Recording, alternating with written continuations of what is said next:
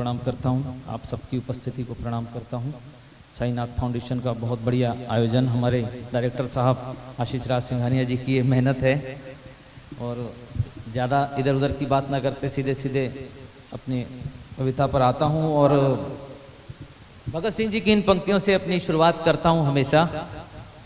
भरत भैया, मेरी कलम भगत सिंह जी की पंक्तियों से शुरुआत करता हूँ कि मेरी कलम मेरे जज्बातों से इस कदर वाकिफ है, मेरी कलम मेरे जज्बातों से इस कदर वाकिफ है कि मैं इश्क भी लिखूं तो इनकलाब हो जाता है, मैं इश्क भी लिखूं तो इनकलाब हो जाता है। वाह वाह वाह भैया वाह, बहुत सुंदर। इतनी देर से प्यार मोहब्बत की बात हो रही थी, प्यार मोहब्बत की बात मैं भी करूंगा, पर महबूबा से नहीं, वतन की मोहब्बत की बात करूंगा। वाह वाह। वो जमी पावन है पवित्र है, आज जो देश का हाल है कि वो जमी पावन है पवित्र है जहां बहती गंगा हो। और मैं चाहता हूं इतना, ऐसे देश में ना कभी दंगा हो, पर वक्त आने पर ये जान भी कुर्बान है वतन पर। बस लाश आए जब घर पर मेरा कफन तिरंगा हो, मेरा कफन तिरंगा हो। वाह वाह वाह वाह वाह, बहुत सुंदर भैया। जेएनयू से अभी कुछ समय पहले क्या बयान आया आप लोग सब जानते हैं। जब बयान आया तो मैंने 4 पंक्तियां लिखने की कोशिश की, आपके सामने रखता हूं कि सौदा करके धरती माँ का बन वफादार बैठे हैं। जब जेएनयू से बयान आया कि सौदा करके धरती माँ का बन वफादार बैठे हैं, वतन के टुकड़े करने को कई तैयार बैठे हैं, और सरहदों पे तो निपट लेंगे सीना तान के सैनिक, पर देश के भीतर भी कई गद्दार बैठे हैं, पर देश के भीतर भी कई गद्दार बैठे हैं। मेरे दोस्त अक्सर मुझसे कहते हैं कि आप हमेशा अंगार की भाषा ही क्यों उगलते हो, श्रृंगार क्यों नहीं लिखते, क्यों जरूरत पड़ती है देश में वीर रस के कवियों की। मैं बताना चाहता हूं, कुछ छंद आपके बीच में रखता हूं, मंच का ध्यान। स्वागत स्वागत। कि धरती का चीर सीना उगा के फसल जीना, क्यों जरूरत पड़ती देश में वीर रस के कवियों की। धरती का चीर सीना उगा के फसल जीना, बोलो जय जय जय किसान कौन लिखेगा, और सीमाओं पे खड़े सीना ताने गोली खाने को जो, बोलो जय जय जय जवान कौन लिखेगा।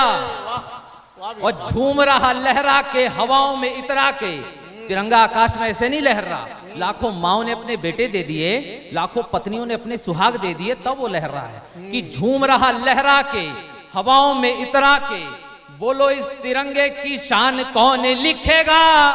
और लाखों नारियों ने सिंदूर दूर हो गए, और लाखों माओ का ममता दान कौन लिखेगा। और सुनना कि वो झांसी की थी शान, वो झांसी की थी शान, युद्ध किया घमासान, वो रानी मर्दानी का बलिदान कौन लिखेगा। और लिखने वालों ने तो लिख दिया अकबर को, बोलो महाराणा को महान कौन लिखेगा। क्या बात है, क्या बात है, वाह। और खुली हवा है आस पास तुम जो ले रहे हो सांस, 7 लाख से ज्यादा क्रांतिकारी शहीद हो गए, तब जाकर आज हम खुली हवा में सांस ले पा रहे हैं। तब सुनना कि खुली हवा है आस पास तुम जो ले रहे हो सांस, बोलो कितनों की गई थी जान कौन लिखेगा। और सब ही लिखने लगे महबूबा पे तो, विश्व के हृदय में हिंदुस्तान कौन लिखेगा।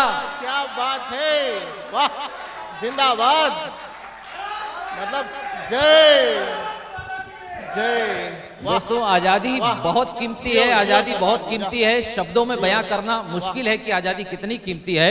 मैं कुछ छंद आप लोगों के बीच में और रखता हूं। हाँ जी, क्या दोबारा पढ़ दो बोलेगा, लास्ट वाला छंद फिर से पढ़ दो बोलने भाई। कि खुली हवा है आस पास तुम जो ले रहे हो सांस, खुली हवा है आस पास तुम जो ले रहे हो सांस, बोलो कितनों की गई थी जान कौन लिखेगा। और सब ही लिखने लगे महबूबा पे तो, विश्व के हृदय में हिंदुस्तान कौन लिखेगा। कुछ छंद आपके बीच में और रखता हूं मैं। कि झांसी के महल में संकट विनाश के घनाघोर छोर वाले बादल जो छाए थे, और रानी लक्ष्मीबाई ने आभूषणों को त्याग दिया, राज्य को बचाने हेतु शस्त्र उठाए थे। और देश की स्थिति देख, अपनों की क्षति देख, सबसे कम उम्र में शहीद होने वाले क्रांतिकारी का नाम ले रहा हूं। कि देश की स्थिति देख, अपनों की क्षति देख, 3 उस बालकों में बड़ा आक्रोश था। और उम्र नहीं देखी और चढ़ गया फांसी पर, वीर बलिदानी वो खुद ही राम बोस था। और आजादी को लाने हेतु, सोई हुई जवानी को जगाने हेतु, रंग दे बसंती चोला गान यह गाया था। और देश से बड़ा तो कोई धर्म नहीं होता यहाँ, चढ़ के फांसी भगत सिंह ने बताया था। एक बात आप लोगों के बीच में यहाँ आज करना चाहता हूँ दोस्तों, मैं ये बात मानता हूँ कि आजादी की लड़ाई में गांधी जी का योगदान था, ये भी मानता हूँ कि बहुत बड़ा योगदान था, पर मैं ये बात बिल्कुल नहीं मानता कि केवल उन्हीं का योगदान था। और जो लोग ये बात मानते हैं उनके बीच में एक प्रश्न रखता हूं कि नेताजी सुभाष भगत चंद्रशेखर आजाद, नेताजी सुभाष भगत चंद्रशेखर आजाद के देश में करोड़ों युवा मुरीद कैसे हो गए, और आजादी आई चरखा चलाने से तो 7 लाख सेनानी शहीद कैसे हो गए। वाह वाह वाह वाह, क्या कहने, वाह भैया वाह, मतलब माहौल गर्म कर दिया आपने, वाह क्या क्या बात है। फिर से पढ़ दो भाई, दोबारा पढ़ दे, दोबारा। नेताजी सुभाष भगत चंद्रशेखर आजाद के, नेताजी सुभाष भगत चंद्रशेखर आजाद के देश में करोड़ों युवा मुरीद कैसे हो गए, और आजादी आई चरखा चलाने से तो 7 लाख सेनानी शहीद कैसे हो गए। वाह, जय मातरम, भारत माता की। वाह, भले आप लोग गिनती में कम है पर मजा आ गया आज। मजा आ गया। नहीं आप सुना भी बहुत अच्छा रहे हैं। भगत सिंह जी ने, चलिए मैं बस और 3-4 मिनट का समय लेता हूँ। भगत सिंह जी ने अपने अंतिम खत में लिखा था कि मुझे इस बात की बहुत खुशी है कि मैं देश के लिए मेरी जान जा रही है, बस मुझे इसी एक ही बात का मतलब मेरी एक ही तमन्ना जो अधूरी रह गई कि मैं देश को आजाद देखना चाहता था, पर ऐसा मुमकिन नहीं है क्योंकि जो आजादी का सैलाब है वो मेरे मरने के बाद ही आएगा। उन्होंने ऐसा लिखा कि आजादी का जो सैलाब है वो मेरे मरने के बाद ही आएगा। उन्होंने मौत को दुल्हन मान लिया और फांसी के फंदे को अपनी जयमाला। तो इस पर मैंने 4 पंक्तियां लिखने की कोशिश की हैं, सुनिएगा। भगत सिंह जी कह रहे हैं कि झुका के जैसे पल के कोई बहार खड़ी थी। भगत सिंह जी कह रहे हैं कि झुका के जैसे पल के कोई बहार खड़ी थी, जैसे मेरी दुल्हन लेके हार खड़ी थी, जैसे मेरी दुल्हन लेके हार खड़ी थी। जब यूं लगा के देश आजाद हो रहा, आजाद हो रहा, आजाद हो रहा, मौत सर झुका के मेरे द्वार खड़ी थी, मौत सर झुका के मेरे द्वार खड़ी थी। सैनिक की परिभाषा आप लोगों के बीच में रखता हूं। सैनिक क्या होते हैं बहुत कम शब्दों में, कि वतन पे मर मिटने का अरमान रखते हैं, वतन पर मर मिटने का अरमान रखते हैं, छुपाकर दिल में अपने हम हिंदुस्तान रखते हैं, और चारों पहर रहता है हम पर मौत का पहरा। सैनिक है साहब, सैनिक हथेली पर जान रखते हैं, हथेली पर जान रखते हैं। 2 छंद पढ़ता हूं भारतीय सेना के नाम, भारतीय सेना के शौर्य के नाम, कि 48, 65, 71, 99, ये वो सन जो पड़ोसी मुल्क से हमारे युद्ध हुए, कि 48, 65, 71, 99 इतिहास में दर्ज है ये कहानी शान की। और क्या क्या मैं बतलाऊं, क्या क्या मैं दिखलाऊं, इतनी मिसालें भारतीय सेना के बलिदान की। और बड़े बड़े योद्धाओं ने जन्म लिया यहाँ पर।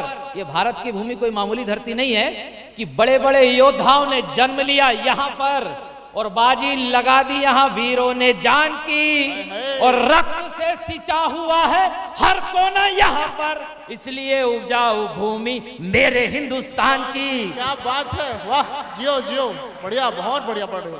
अंतिम 2 छंद पढ़कर मुक्तक पढ़कर अपना स्थान ले लूंगा। कि देहरादून के एक मेजर शहीद हो गए थे, मेजर विभूति, उनका शव आया था उनके घर पर, तो उनकी उतारी हुई वर्दी उनकी पत्नी को दी गई। उन्होंने हाथ में वर्दी लेके अपनी पति के लाश के सामने खड़े होकर जय हिंद विभूति कहा। तब मैंने 4 पंक्तियां लिखने की कोशिश की, आपके सामने रख रहा हूं कि वो क्या सोच रही होगी उस समय। कि हर जन्म मेरे फौजी तुझसे प्यार करूंगी। ये दृश्य अपने आंखों में रखिए, अपने पति के लाश के सामने खड़ी है, वर्दी हाथों में है। क्या बात है। कि हर जन्म मेरे फौजी तुझसे प्यार करूंगी, पहले इनकार करूं फिर इजहार करूंगी, पहले इनकार करूं फिर इजहार करूंगी। जय हिंद मेरी जान, फिर आना तुम लौट के, आना तुम लौट के, आना तुम लौट के। मैं हाथों में वर्दी लिए इंतजार करूंगी, मैं हाथों में वर्दी लिए इंतजार करूंगी। एक अंतिम छंद पढ़ता हूं और अपना स्थान लेता हूं, वीर गति को प्राप्त होता हूं।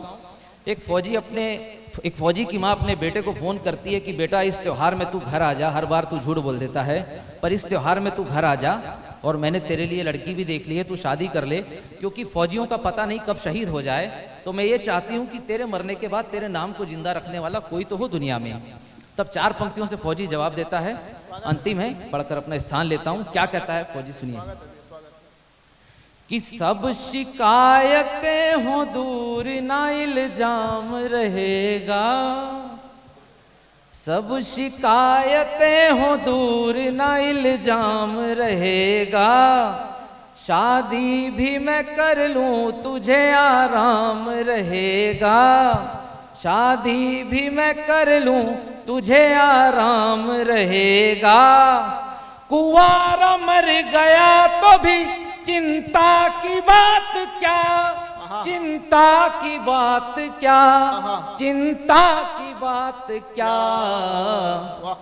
इतिहास के पन्नों में मेरा नाम रहेगा, इतिहास के पन्नों में मेरा नाम रहेगा। जय हिंद, जय भारत, जय छत्तीसगढ़।